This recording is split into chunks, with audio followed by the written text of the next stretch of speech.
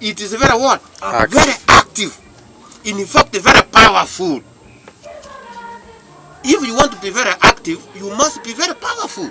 Yeah. How can you be very active and you don't have power? You are not strong. Strength, you don't have it. That's how the word of God is. Again, it is sharper. Something very sharp. Something very sharp. Sasa, hii kitu ambacho kiko sharp na imepewa mfano kwamba imefananishwa. Kwa lugha ya Kiswahili sijui ile kitu ambayo inafananishwa na kingine tulikuwa tunaita aje. Kuna jina Waswahili husema ni tashizi vitu kama hizo, uangalie. Kwa hivyo it has been likened, imagery here taking place. Yes. It has been done what? Likened like the sword. Sijui kama hiyo kitu imekuja kwa akili yako. Kisu ambacho kimenolewa pande zote mbili. It is very sharp. Yeah. Sijui mnakionanga. Kwa leo yetu tunaita aje? Keraro. Umujue keraro. Ile kizi kitoka hivi ni hiyo ni ya kuua. It will kill. Lazima ni damu. In fact inasema kwa is very sharp. Siku laikaniwa imesema kwamba na ukali zaidi ya kile kisu. Kile kisu unajua kiko na kazi yake ya kipekee. Ya kwanza ni ya kukata kuua. Ya pili Wamasai hutumika wakati wanafanya nini? Nyama. Na inaguza ikiguza hivi nyama imefanya nini? Imekuja. Lakini inasemekana kwamba neno la Mungu, the Bible, the word of God, the word of God is more than. Sasa hiyo kisu yenye tumefikiria na tumeiona ni kwamba neno la Mungu iko na ukali kuliko nini? Kuliko hiyo kisu. It's very sharp, very sharper. Good English, very sharper. Na kazi ya ili neno ni ya kufanya nini? Piercing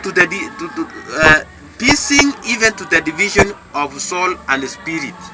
Sasa elaboration ya hili neno la Mungu kwamba wakati tunaangalia kisu kinaguza mwili, kinatoka na nyama, neno linaenda paka wapi? Ndani ya mifupa. Ni mifupa, ni soul and spirit. Soul and spirit. What is this soul and spirit? Uhai na roho. Katika uhai na roho. Yeah? Spirit, soul and inaingia ndani kwa roho na kwa nini? Kwa pumzi. Sijui kama nitakuwa nimeiweka vizuri pumzi hii. Kwa hivyo ili neno linafikia pumzi ya mwanadamu. Sijui kama hiki kisu cha kawaida yenye tumezungumzia kinaweza fika hapo. Akiezi ni nyama. Hata tukipiga kwa hewa hivi, are you sure kwamba ilikuwa imekata hewa? Yes. But now the word of God will do that because of it is what? Sharpness. And of the joints and the marrow. And the marrow. Inaingia ndani kwa inaitwaje hizi kwa Kiswahili ba? Pamoja na joints sijui hilo jina kwa Kiswahili mnisamehe. Kinengo. Mswahili ndio amekuja. Mswahili ndio amekuja kwa lugha ya hiyo. Anasema kinengo. But kwa Kiswahili mnitafutie. Na the bone marrow. Neseto. Kule ndani kabisa inaingia. Kunajua kuna nyama nyingine, niite nyama ama niite aje. Iko ndani ya mifupa. Kwa hivyo itakuwa imepenya kwa mifupa. Hii marrow elder ndio iko in charge of manufacture of your blood in the body. Kwa hivyo kama hii kisu its sharpness is in a way that iko na uwezo wa kufika hadi kule mahali ambapo kuna na damu ndio uhai. Kwa hivyo iko na uwezo wa kufika hadi pale ndani mahali kuna uhai mahali unatoka na inaweza fanya nini? Defy. Thank you sir. And is a designer of the thoughts and intents of the heart. Najua designing katika lugha ya yenye tunasema ya kawaida ni kwamba ni ile hali ya kujua mazuri na mabaya, kufanya kujua hiki ni kizuri na hiki ni nini? Ni kibaya. Kwa hivyo hiyo iko na uwezo kwa mafikira yetu kuchagua kile kizuri na ichague kile kibaya kwa mafikira tu. The way you are thinking, this word of God can reach there and tell you what the choice you have taken, it is wrong. It has designed. Okay? Na hata intends to the heart. Yani hata kile chenye roho inafikiria kufanya iko hapo. Yani kabla hata wewe utajua kukifanya, neno lishafanya nini? That's how sharp the word of God is. I don't want to go to the whole story on what happened about when I was going through this, about the Protestants and the Roman Catholic. Na ukweli ili neno la Mungu hapo tofauti inafanya nini? Inatokea. How do we interpret the scripture?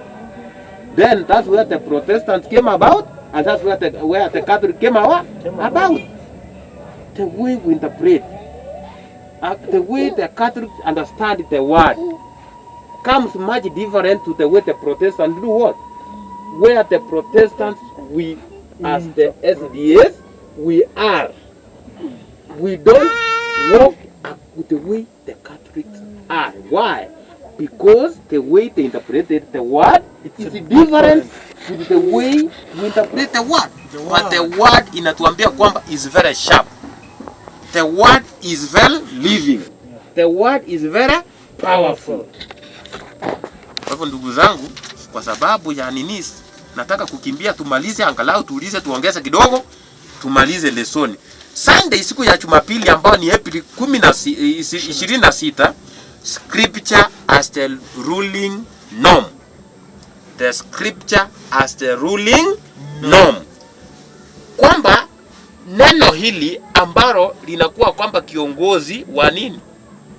Anyway, the word norm ndio nataka tuangalie kwanza. What is the meaning of the word norm?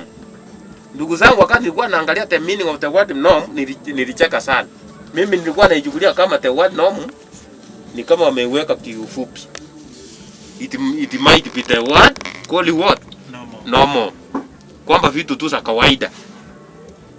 And I came to realize it's not like that. The word norm, it means about the standard. It means about the standard. Absolute value. Mungu wetu. Ni kwamba the ruling norm, the ruling standard. Mahali wapi neno la Mungu limeanza kukuongoza kutoka. The start. Imeweka kiwango gani ili neno katika kwa mwanadamu. So we can see how does now when you understand that is a scripture and you have agreed that this is the word of God and how it is being characterized, then already you have started getting the way the word of God should do what? Lead you to. That's why now, as this word started giving the standard in you, now which kind, in what percentage can you give when you have the scripture in that standard? So, ndugu, naomba tena tufungue katika kitabu cha Corinthians ama Wakorintho 4 mstari wa kwanza. Hii tutasoma yote. Tutasoma yote.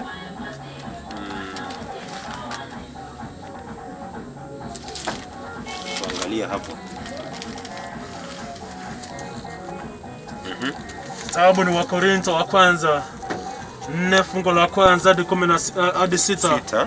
Biblia inasema, let a man so account of us as of the ministers of Christ and the stewards of the mysteries of God. Moreover, it's required in stewards that a man be found faithful. But with me, it's a very small thing that I should be charged of you, or of man's judgment. Yeah, not my own self, for I know nothing against myself, yet am I not thereby justified, but he that judges me is the Lord. Therefore judge nothing before the time, until the Lord comes, who both will bring to light the hidden things of darkness, and will make manifest the counsels of the hearts. And then shall every man have praise of God. And these things, brethren, I have in a figure transferred to myself and to Apollos for your sakes, that you might learn in us not to think of men above that which is written, that no one of you be puffed up for one against another.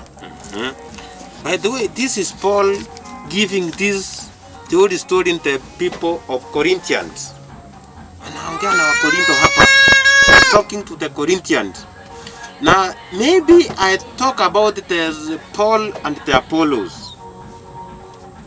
You know, before Paul is now coming to speak about the word of God,